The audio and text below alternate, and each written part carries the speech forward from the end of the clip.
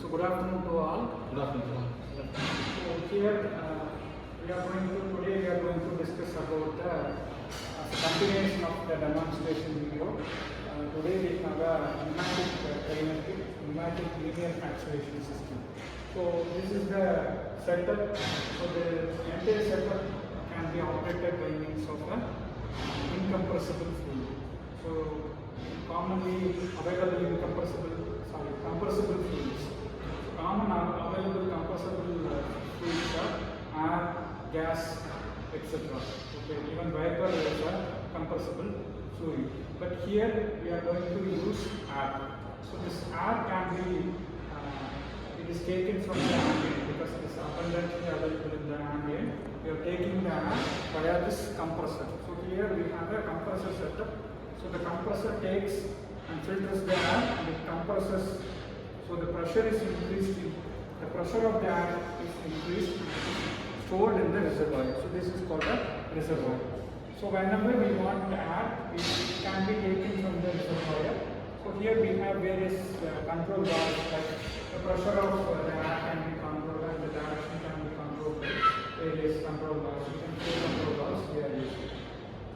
So before sending it to the circuit, we have a FR unit. Okay. So it consists of filter, regulator and lubricant.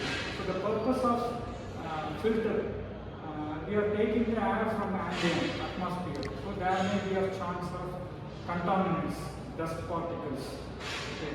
So we need to filter the dust particle, or otherwise when it enters to the precious parts of the system, begins to malfunction or various problems will occur. The performance of the system will be affected.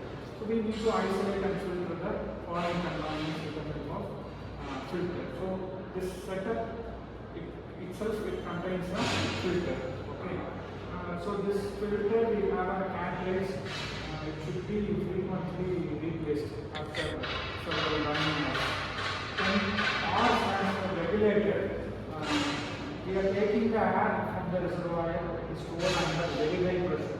If you are operating the same pressure to the system tends to damage because each one of the system or actuator is having its own operating pressure. Okay. So to maintain the operating pressure under control, we have a regulator. So by adjusting the knob, we can set the pressure and that can be visualized via this dial bridge. Then after regulating the fluid, it is sent it to the lubricant. In the previous case study, we have discussed about the hydraulic pneumatic. This is an incompressible fluid and it is in the liquid form. The fluid itself is having a lubrication property. But here we have a pure air, so it is not having any color, it is not having any odor or any other properties, any other physical properties, any other lubricating properties. So if we are separating the fluid to the system, friction may occur. If we are not properly lubricating, wear and tear will occur in the part. So we need to lubricate. So the lubrication can be sent to the fluid itself. Okay. So here contains of small orifice and oil is sprayed and it is mixed with historic lubrication, mixed with the air, it is sent to the system.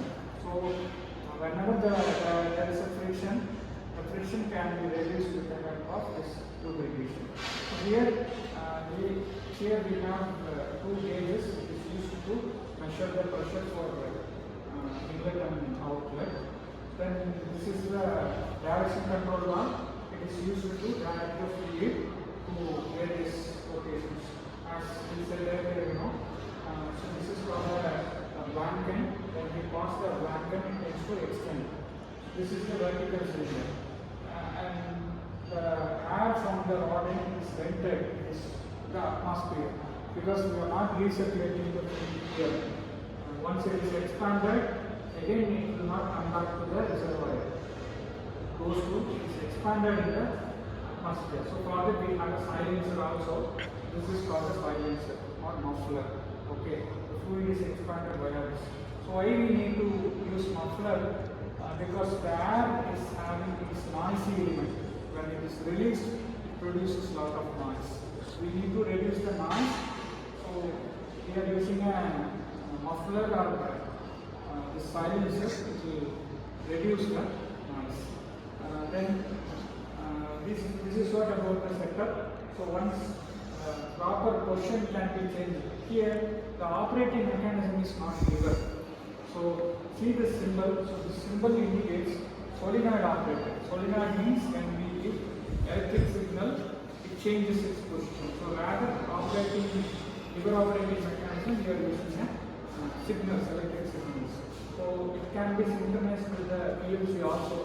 When it is programmed, according to the program, the signals will be given to the valve. The position of the valve can be changed accordingly. Okay. So this few examples. For example, air brakes used in heavy vehicles like trucks and buses. We are using this kind of setup. So initially the compressor is connected with the engine, and it usually stores the compressed air into the cylinder.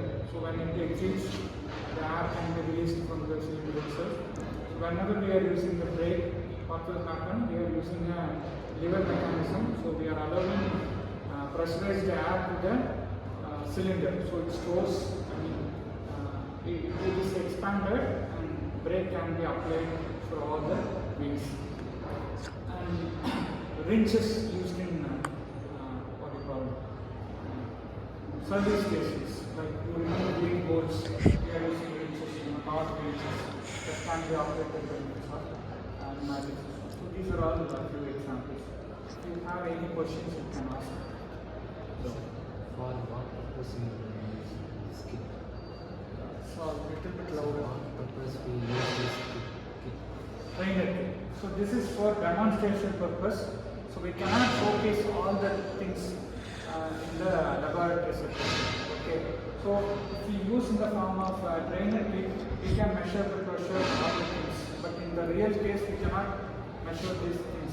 So this trainer kit is used to conduct the experiment, and we can take the readings like pressure, how much velocity is operating, the relationship between pressure and velocity, and how much force is acting on the system can be calculated.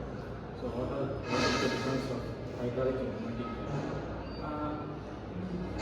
Here the hydraulic kit we are using an incompressible fluid, liquid. Here we are using a compressible fluid, air. And for there we are having a reservoir. This oil is permanently stored. Then oil is taken from the reservoir, and the pressure of the oil is increased, and it is sent into the circuit. Here, air is taken from the ambient. After compression only, the pressurized oil is stored in the reservoir. Where in the previous case, the oil is stored under atmospheric pressure. Here, the air is stored above atmospheric pressure. So, then the difference here, we are having a FRL unit. In the previous case, we are having only a filter. Okay. For regulating, we have a pressure regulating valve. Separately, we have to incorporate. Okay. FRL, as I told you earlier, it is also called a fluid conditioner. It is used to condition the fluid. Before passing to the circuit, we must condition the fluid. We must remove the foreign contaminants. We must regulate the pressure and lubricate the air. So that is the purpose. So I think this video is useful for you. Thank you. Thank you, sir.